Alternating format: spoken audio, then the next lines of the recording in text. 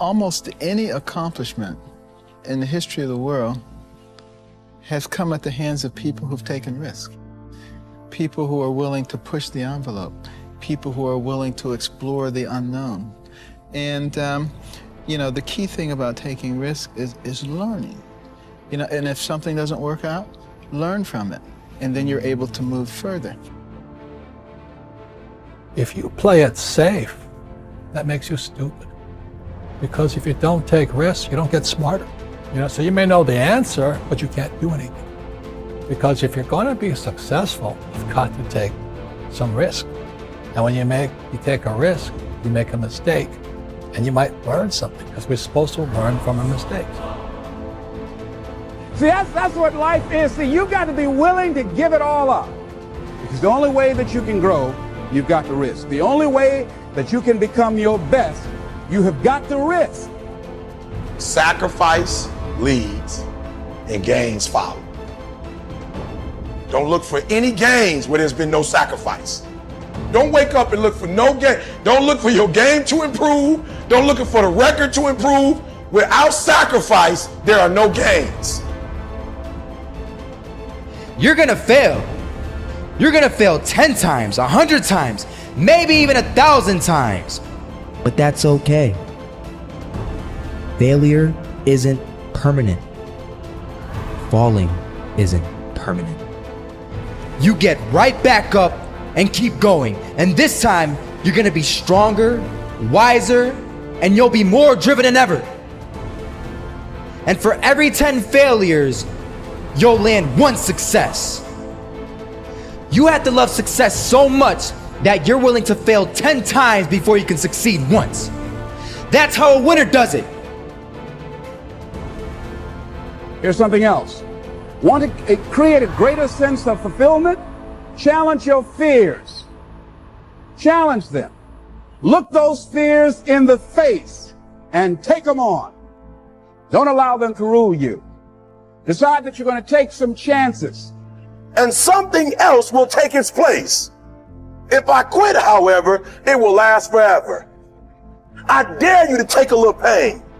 I dare you. I dare you not to go home. Somebody said, I can't go home, I feel bad. Go through it. You ain't gonna die. At the end of pain is success. You've got to be willing to risk. If you're not willing to risk, you can't grow in life. Life has no power when you're not willing to risk. It's that to laugh is to risk appearing the fool. To weep is to risk appearing sentimental. To reach out for another is to risk involvement. To expose feelings is to risk exposing your true self. To place your ideas, your dreams before a crowd is to risk their loss. To love is to risk not being loved in return. To live is to risk dying. To hope is to risk despair. To try is to risk failure. But risk must be taken, because the greatest hazard in life is to risk nothing. The person who risks nothing, does nothing, has nothing, is nothing. They may avoid suffering and sorrow, but they cannot learn, feel, change, grow, love, and live. Chained by their certitudes, they are a slave. They have forfeited their freedom. Only a person who risks is free.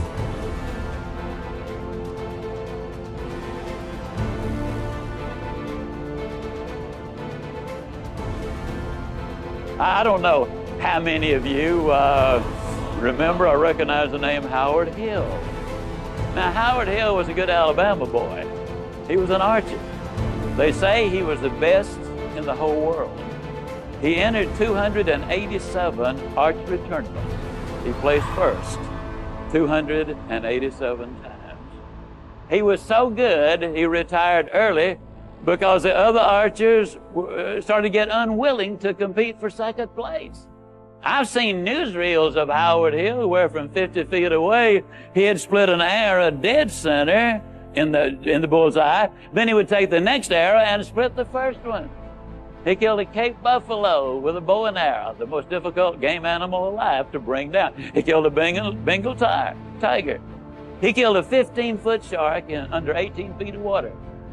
or was it an 18-foot shark under 15 feet of water? Well, it was a great big one in his way down there. I do know that. He was a good one, there's no question. So now let me emphasize a point. I've never shot the bow and arrow professionally, but I'm an instructor extraordinary. I'm not certain, but I think that's French, which means I'm really good at it. As a matter of fact, let me tell you just how good I am as a teacher. If I could spend 30 minutes with any man or woman who will ever view this, providing your eyesight is good and your health is normal, at the end of 30 minutes, I would have you hitting the bullseye more consistently than Howard Hill could hit it on the best day he ever had. Sound like I'm bragging, but I'm not. I could do it. Provided, of course, you had first blindfolded Howard Hill and turn him around a couple of times so he wouldn't have a clue as, which way am I headed? And you might say, well, now, Ziglar, my goodness alive, fella, of course you could. That's ridiculous. How on earth could a person possibly hit a target he couldn't even see? It's a good question, but here's the better one. How can you hit a target you don't have? Also, one more thought on discipline. Here's the greatest value of discipline. Self-worth. Self-esteem. People are teaching self-esteem these days, but they don't connect it to discipline. The least lack of discipline, and it starts to erode our psyche. One of the greatest temptations is to just ease up a little bit, right? The slightest lack of doing your best starts to erode the psyche. Instead of doing your best, doing just a little less than your best. Sure enough.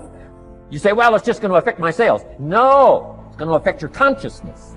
It's going to affect your philosophy. Now you've begun in the slightest way to affect your own philosophy.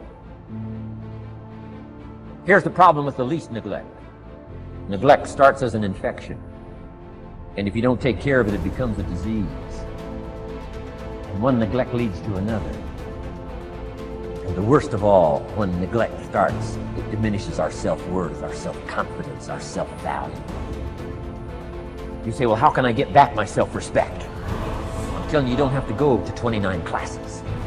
All you have to do is start the smallest discipline that now corresponds to your own philosophy, like I should, and I could, and I will.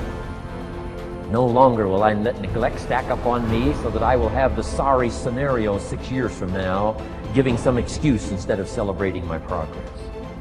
That's the key to this. Okay? Let's get kids involved in the least of disciplines. One more, and then one more, and then another one, and then another one, and then some more. And the first thing you know, you're starting to weave the tapestry of a disciplined life into which you can pour more wisdom and more attitude and more strong feeling, more faith and more courage. Now you've got something, a vessel in which to put it. And now the equities start to flow. And the early return, I'm telling you, if you'll start this process, the early return will have you so excited. You'll commit yourself to this strategy for the rest of your life. You'll never go back to the old ways. Join a new crowd. Join a new group. The disciplines to take action. You want to make your dream come true, you got to stay focused. Some people rather get even than get ahead. Stay focused on where you want to go. I just kept on doing what I was supposed to do. And so I was driving to the radio station. My opponent had over $20,000. I had less than $800. As I was in the radio station, the guy said, "You're going to make a commercial?" I said, "Yes." He said, "It better be a good one because that money can't go pretty far here." And I sat there in the middle control room and I was thinking, and here's what happens when you get still. Stuff will start coming. Something said, "Call your mama." You used to talk about your mother on the air all the time. Ask her to say a few words for you. That'll be a different kind of political spot. So I called my mama, and I had a gospel record playing in the background. And then I had my mother say, "Hello, this is Mrs. Mamie Brown. When I raised my sons, I raised them to be good children. When they got out of hand, I beat their behind and made them go right. Please vote for my son. He's a good boy." Usually in the state representative race, maybe 3,000 or 4,000 people will come out to vote in a primary. In that primary race, over 27,000 people came out and voted and said, I'm voting for Les Brown because his mama said he's a good boy. I won, ladies and gentlemen. I won.